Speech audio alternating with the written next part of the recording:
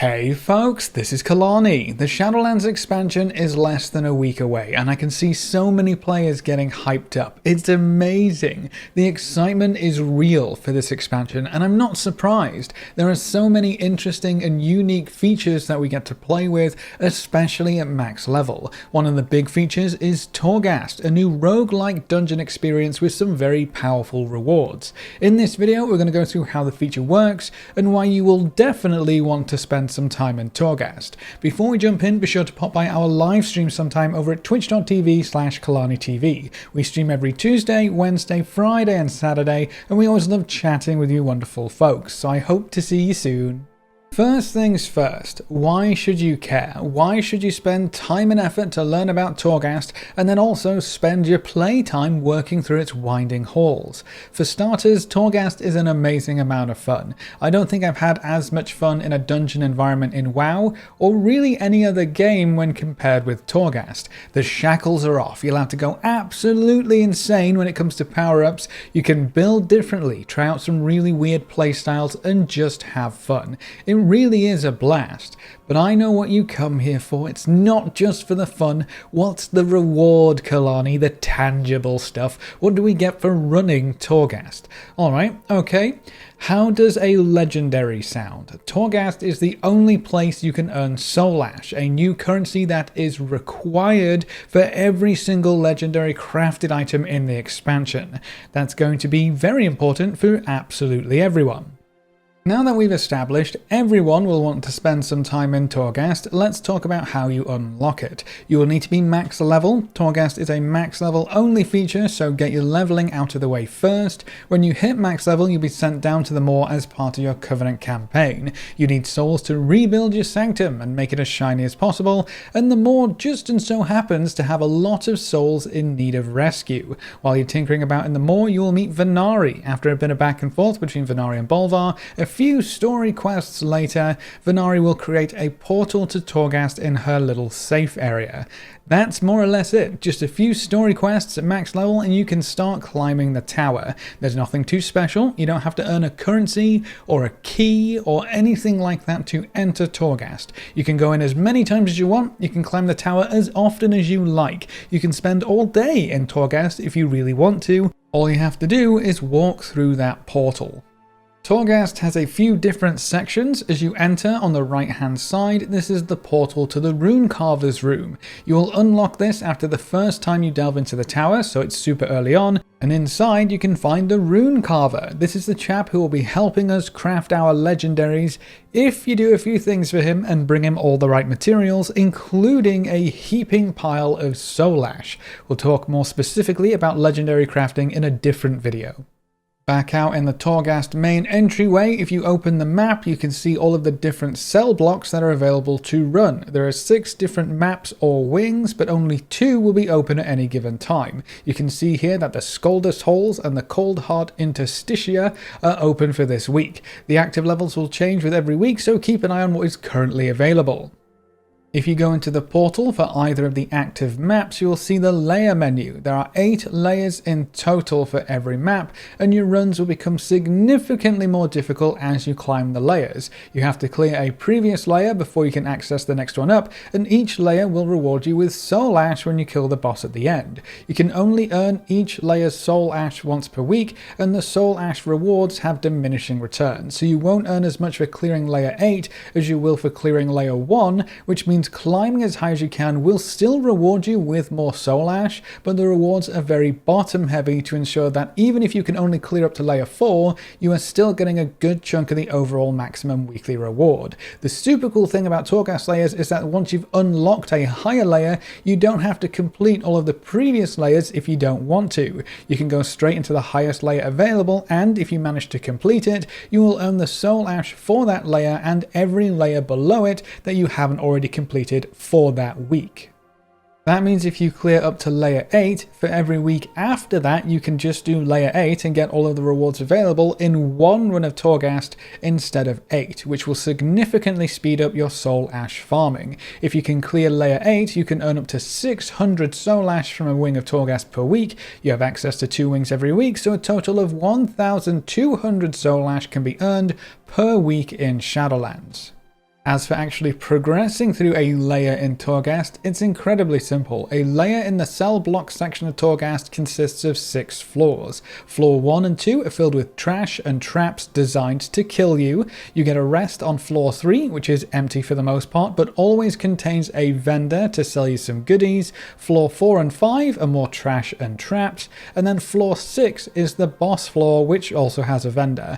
Kill the boss on floor 6 and you win. You can collect your soul ash and move on up to the next layer. You can enter Torghast on your own or with up to a full party of 5. The mobs will scale as you add more players, so grouping up can make things more difficult, but it also gives you so many more options for how to deal with the tower's many tricks and traps. While you can enter Torghast as many times as you like, and you can take as long as you like in your run, there's no time limits or restrictions, there is one way to fail a Torghast run. When you start a run, you have a specific number of deaths allowed, depending on how many players you have in your group.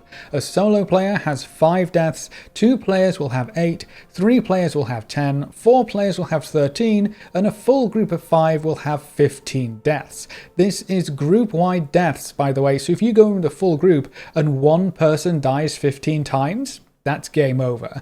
Or at least kind of. When you run out of deaths, you spawn the Tara group, which will slowly make its way through your current level until it finds you, kills you, and throws you out of the tower. The Tara group is a death sentence unless you are already right about to move on up to the next floor, but that's okay. Even if you get kicked out, you can just hop straight back in and try again. Your success in Torghast is likely going to depend on the various power-ups you can acquire through a run called Anima Powers. Anima Powers are acquired when you see these floating glowing orbs, these Anima Hordes. Right-click on those and you'll be given several Anima Powers to pick from. You can only pick one from each orb, so choose carefully. There are so many different Anima Powers, some that interact with your class and spec abilities, some that interact with monsters in the tower, some are just straight up passives, while some can change your build or rotation entirely. As you collect more Anima Powers, you can become insanely strong. One of my favourite combos is on Hunter. You can increase the size of your tar trap, you can increase the snare and slowing power of your tar trap, even above 100% to make it a permanent root, and then you can get another power to make Flare set your tar trap on fire. It's completely wacky, it's absolutely overpowered if you build it all properly, and it's so much fun to play around with. Your Anima Powers will reset every time you complete or leave a Torghast run, so it's going to be different every layer you enter. You always get one freebie at the start of every run to get you started, and then you can find more Anima Hordes in breakable urns, random monsters can drop them, you can find puzzles and chests and rares that will always reward you with an Anima Horde, and the end of each floor has a mini boss that will drop an Anima Horde as well. The more Anima Powers you find, the easier your Torghast run will be. Throughout your run, you'll also obtain Phantasma, a special currency unique to Torghast. You can collect Phantasma from slain enemies and from breaking urns and pots and stuff as you explore the tower. Phantasma can be used to purchase things from the vendors on floor 3 and 6. You can buy Anima Hordes, special Anima Orbs that turn an enemy into an Anima Horde, actual Anima Powers and various power-ups like a damage potion, and even an item that gives you more deaths to work with. Collect as much as you can, break all of the urns you come across, spend it all at the vendors to power yourself up, and go crazy. Phantasma also resets when your Torghast run ends, so don't hold on to it. When you first hop into Torghast, you'll very quickly realise that you can't swap talents, equipment, or even your specialisation throughout a run thanks to the Jailer's Chains debuff. You'll only get 3 chances to change your build and setup around, right at the very start of the first floor, on floor 3 when you enter the bubble that is next to the vendor, and then on floor 6 when you get to the second vendor. That's it. For the rest of the run, you are locked in with whatever gear and talents you selected. On layers 3 and above, you'll start to encounter torments. These provide you with an additional challenge to overcome, and the torments get worse the higher you climb in that Torghast wing. They honestly aren't too much to worry about, especially when you start getting Anima Powers. There are 6 torments total. Some will deal damage over time, some will spawn more monsters, some will increase the damage that mobs deal or increase the health they have. You as a player will power up way faster than the torments do, so usually you don't feel their effects too much past the first level. After you've progressed through the cell blocks, you can unlock the Twisting Corridors. This is more of a challenge mode section of Torghast, with each layer having 18 floors instead of the usual 6. You can't get any more Soul Ash from the Twisting Corridors, but you can get a bunch of cosmetic rewards like toys, pets, and even a mount that you can use in the Maw zone. So definitely worthwhile rewards, but nothing tied to legendary crafting. And then the last thing I want to note is that Torghast is very gear dependent. If you hop straight into Torghast when you reach max level, you're going to struggle quite a lot, especially as you start to climb the layers. While anima powers are what will carry you up the floors, you have to be able to progress enough on your own to start getting anima powers for that to really work. If you can't kill the first monsters on the first floor of the layer you're running, you won't be able to progress at all. So if you find yourself hitting a roadblock in Torghast and you just can't kill anything, go gear up a bit and come back. Gear is going to be so important when climbing Torghast.